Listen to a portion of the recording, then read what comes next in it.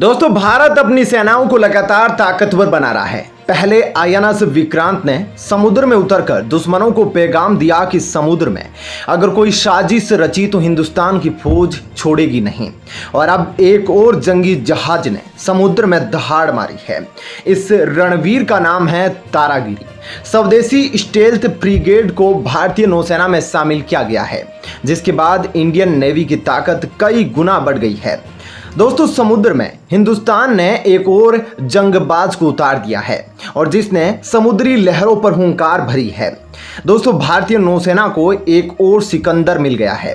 दोस्तों, जमीन से लेकर आसमान तक हर मोर्चे पर हिंदुस्तान की ताकत लगातार बढ़ रही है। हिंदुस्तान अपने तर्कस में ऐसे हथियार जमा कर रहा है जो पलक झपकते ही दुश्मन की कब्र खोदने का मादा रखते हैं। समुद्र के मोर्चे पर हिंदुस्तान की नौसेना में ऐसे शिकारी आ रहे हैं जो दुश्मन की जल समाधि बनाने का दमखम रखते हैं। दोस्तों, इस मिशन के तहत भारत को एक और योद्धा मिल गया है जिसका नाम है तारागिरी।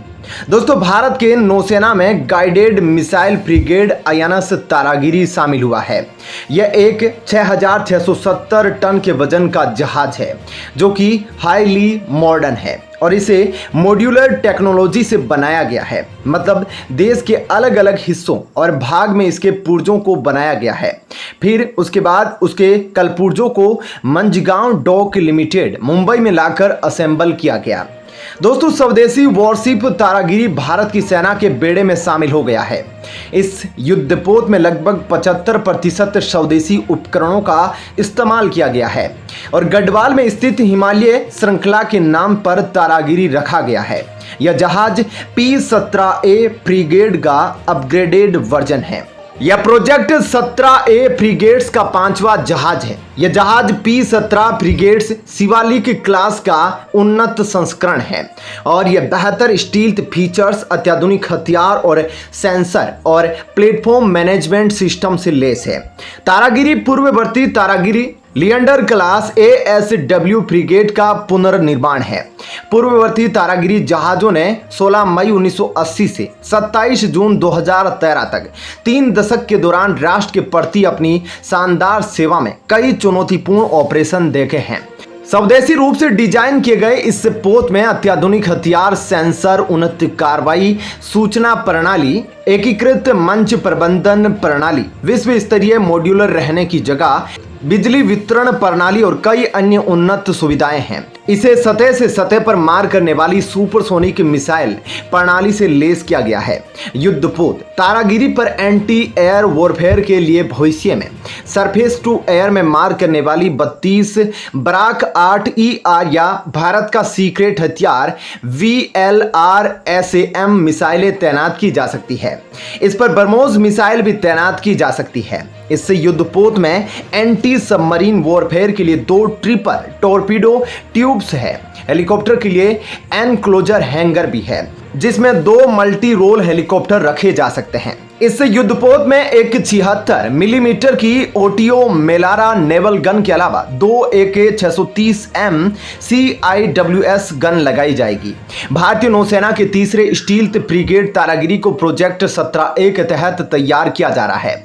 मुंबई स्थित Mazagon dock ship builders limited द्वारा इसे लॉन्च किया जाएगा। इससे युद्धपोत में करीब 75% स्वदेशी उपकरणों का इस्तेमाल किया गया है। तारागिरी का निर्माण 10 सितंबर 2020 से किया जा रहा था। मीडिया रिपोर्ट्स के मुताबिक अगस्त 2025 तक इसे भारतीय नौसेना को सुपुर्द करने की उम्मीद है। P-17A कार्यक्रम के तहत MDL में 04 और GRSE में 03 समेत कुल 7 जहाज निर्माणाधीन हैं। 2019 और 2022 के बीच अब तक 4 P-17A प्रोजेक्ट शिप MDL और GRSE के 2 लॉन्च किए जा चुके हैं। P-17A जहाजों को भारतीय नौसेना के युद्धपोत डिजाइन ब्यूरो द्वारा इन हाउस डिजाइन किया गया है। यह एजेंसी राष्ट्र के सभी युद्धपोत डिजाइन गतिविधियों के लिए अग्रणी संगठन है। तो दोस्तों, ये तो थी जानकारी आईएनएस तारागिरी जहाज के बारे में। आप क्या कहना चाहेंगे इसके बारे में हमें अपने जवाब कमेंट करके बताइएगा।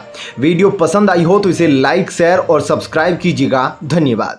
दोस्तों उत्तर प्रदेश में तो मुस्लिमों ने हद ही पार कर दी है। आपको बता दें कि योगी को एक कट्टर मुस्लिम ने ऐसी धमकी दी, सबके होश उड़ गए। योगी जी 2024 इलेक्शन के सबसे बड़े उम्मीदवार माने जा रहे हैं, जो पीएम पद के लिए अपनी दावेदारी पेश करेंगे और उन्हें इस तरह से कट्टर मुस्लिमों का धमकी देना कितना सही है, आप कमेंट करके बताइएगा। दोस्तों आपको बता दें कि इस मुस्लिम का लिंक कहीं ना कहीं पाकिस्तान से भी बताया जा रहा है और इस मुस्लिम ने योगी जी को धमकी तो दे दी, लेकिन इसके बाद एक मुस्लिम का क्या हुआ वह शायद ही कोई जानता है। दोस्तों हम ये आपको डिटेल में बताते हैं। दोस्तों आपको बता दें कि इनके घर पर बुलडोजर चलाने का अभियान भी अब शुरू हो गया है और साथ ही इनके अब्बू जो इनके पिता है उनके घर पर भी बुलडोजर चल चुका है। दोस्तों और उत्तर प्रदेश में ऐसे मुस्लिमों के साथ क्या करना चाहिए, आप हमें कमेंट करके बताइएगा।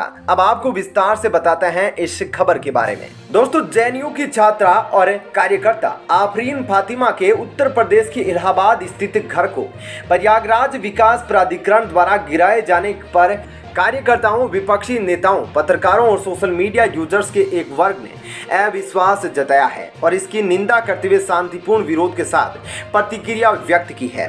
बीते सोमवार को उत्तर प्रदेश के विभिन्न शहरों में 10 जून को हुई हिंसा के आरोपितों के घर गिराए जाने के विरोध में दिल्ली स्थित सदस्यों ने प्रदर्शन किया था। सोमवार को ऐसा ही एक प्रदर्शन जामिया मिलिया इस्लामिया के छात्रों ने भी किया था।